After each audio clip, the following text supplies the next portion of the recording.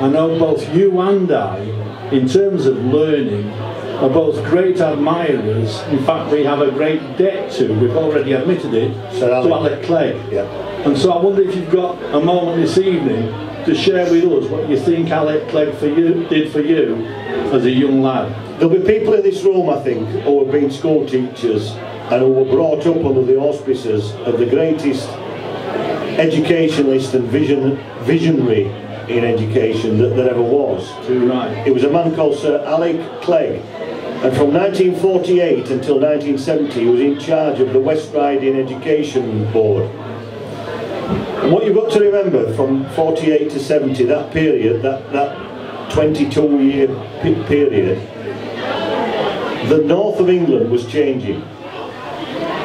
We'd come out of the war, we got a Labour government, we had the National Health Service, we had the Coal Board nationalised. Working class people were being recognised for the first time for the good and noble people that they were. This was the first opportunity. We'd come away from that working class, keep the buggers down, shoot them if they get out of order. And we were educating people and we wanted them to do well. And Sir Alec Clegg was the first visionary of that order.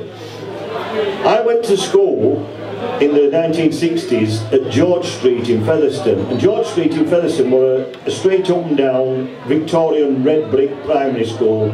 There was a big shield on the wall that said endowed 1884, and every morning we used to line up in schoolyard and we used to measure the distance between each other by putting our arm out.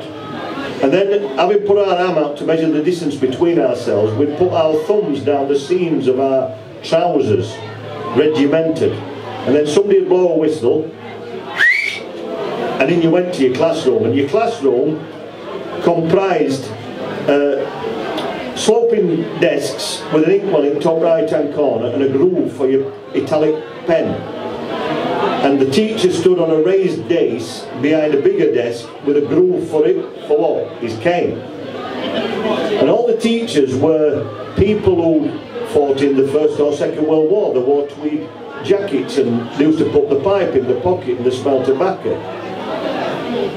And sometime in about 1967, Sir Alec Clegg insisted that these kind of schools had had the day. And he changed our school from being this straight up and down Victorian school, regimented, to being a modern, colourful, centred, sensory place. And he brought women, fragrant women school teachers who had been to teacher training college at all, back to their hometowns, bringing it all back home.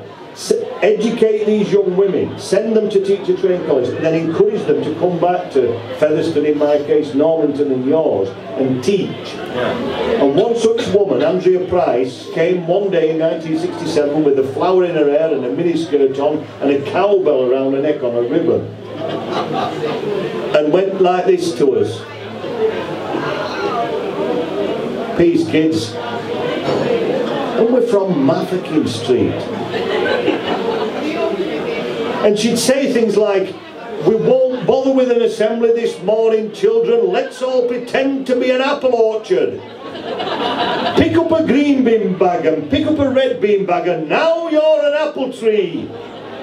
And I'm there, snotty-nosed, snot-encrusted sleeve Ian from Mafeking Street, and I'm an apple tree, and I'm swaying in breeze. "Don't move about, Ian, you're an apple tree. It's windy today, miss." Creative thinking, Ian, creative thinking.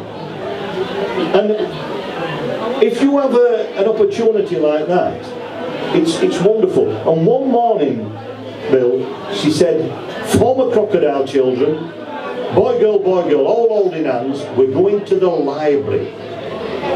And to come back to your word magic, it was the most magical phrase a woman ever uttered. We're going to a library. I'd never been to a library. My father couldn't read and write, my mother couldn't spell. I'd never been to a library. And we walked up Station Lane, past Dransfield's newsagents, going up and past Gospel Hall, and Gospel Hall's on your left hand side, and there's a big sign over at Gospel Hall: "We plough the fields and scatter the good seed." Then we come to the railway line. and it bisects our main street, and there's a steam train going across, and in them days, if you wave to a driver on a steam train, he'd take out an oily rag and wave back. And then the gates, I want to say the gates lifted, but in them days the gates opened. And when the gates opened, we carried on. And if we'd have had the forethought and the presence of mind, but we wouldn't have at that time, to know that we could have put our little black elasticated front plimsoll's feet into the dusty footsteps of our forefathers, we would have gone into pit yard. But we didn't. We carried on. We went to the library, and we opened the door, and it even smelled like a library. It had a parquet polished floor, and it smelled of must. Brilliant. And Miss Price said to us, take any book you want. Take any book you want. And I twirled round like a little Turkish dervish. And I put my finger on her spine, and librarian wore pince-nez glasses in them days, right on the end of her nose. And she said, have you washed your hands? Let me see them.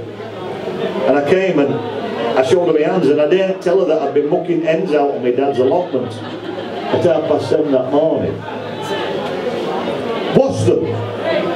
And in Connaught Library there were a low pot sink with a steel grill on it and a tin bucket and a piece of soap. And on the piece of soap it said PHB. Pit Head Baths.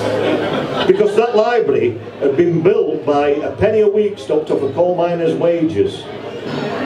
And when they built that library, they said, well, we can't have a library without shelves, so they commissioned a joiner from Upperston to build oaken shelves. And having built a library and oaken shelves, they decided we'll have another penny a week stopped off miners' wages to furnish it with books. And what a thing that is. What a thing that is. That our grandfathers and great-grandfathers stopped a penny off their wages to build us a library. And if I look in my pocket, I'll find it straight away. My library card is there, 50 years on, because I've always been a member of a library. And when I hear people saying librarians are to blame for war in Iraq, will cut their budgets, nurses and social workers are to blame for war in Iraq, will cut their budgets. It's the most uncivilized thing.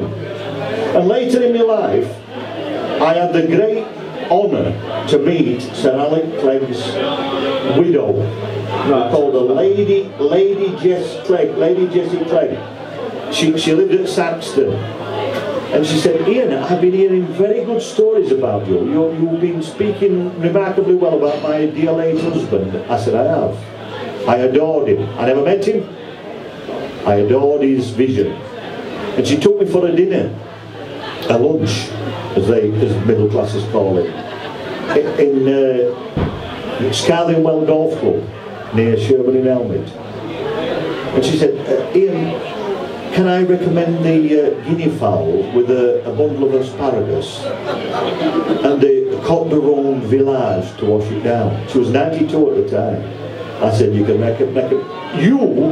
recommend anything you want to me, because this is the culmination of many things for me. And we had this dinner, and she took me back to her house, and she gave me Sir Alec's book about creative writing that he'd written in the 1960s, that was written at the very school I went to. Love it. Yeah. Brilliant. Right, is that somebody clapping there?